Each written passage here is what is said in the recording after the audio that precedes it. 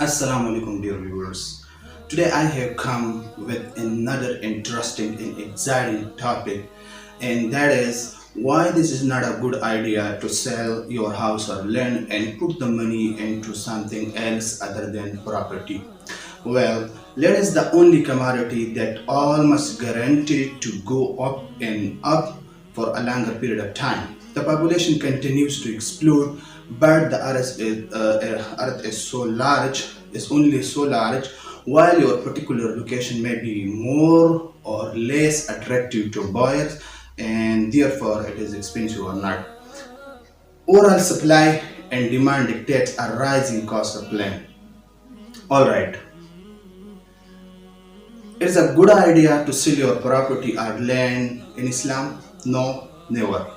Let me share a hadith about this and then some quotes of famous commentators. The Holy Prophet ﷺ said, "Man ba'a daran aw aqaran falam yajal thamanahu fi mithlihi kana qimanan Allah yubaraka fihi." Rawahu Ibn Mاجه. Whoever sell a house or property and does not use the money for something similar deserves not to be blessed therein.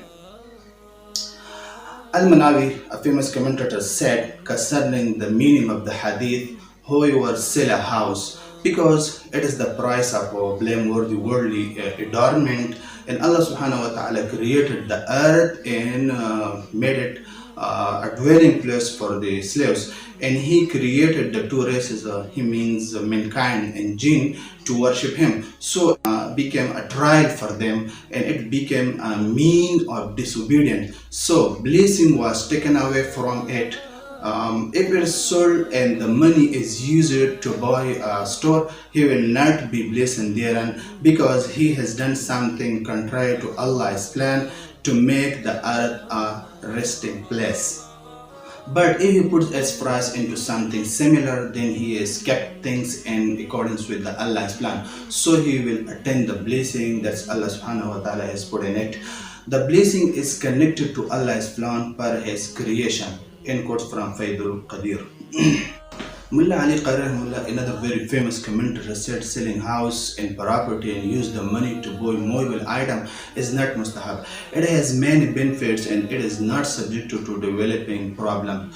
No one can steal it or raid it and take it away from you, unlike movable item. So it is better that it is not to be sold, and its price should be put into buying another piece of land or house. End quotes from Mirqatul Mafatih. What's mean by putting its price into is using the buy a house or a piece of land. When buying houses and land leads revitalizing that land, there is no difference between buying a house that is already built or buying a piece of land then building on it to achieve the purpose, which is to revitalize and developing that land. Al-Manawi said, because man is required to leave a legacy on the land, when his legacy is erased by selling his property because he wants to its price, he will be punished by missing out on the blessing. In quote from Faidul Qadir. This ruling applies when there is no real need to sell a piece of land or house. If there is a real need to sell it, such as if the person is in a debt and payment is due now, and so on, and he has nothing except his house, then this is not included in the hadith. Rather, he has to sell it and pay up his debt, and Allah knows the best.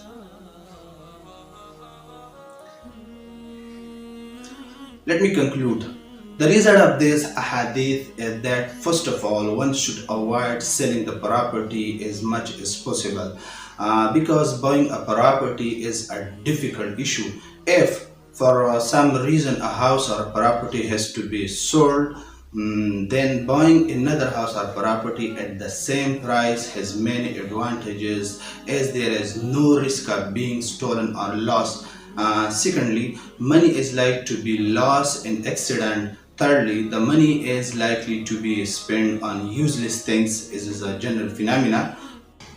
But the property does not have all these risks. Fourth, The property is used for a future generation. The Prophet ﷺ gave advice and compassionate guidance at a time when land was not so important. In today's world, the price of land goes higher and higher and even more precious than gold today. Therefore, today's world, the land is a source of blessing and increase in capital, and above all, it is a source of protecting your wealth.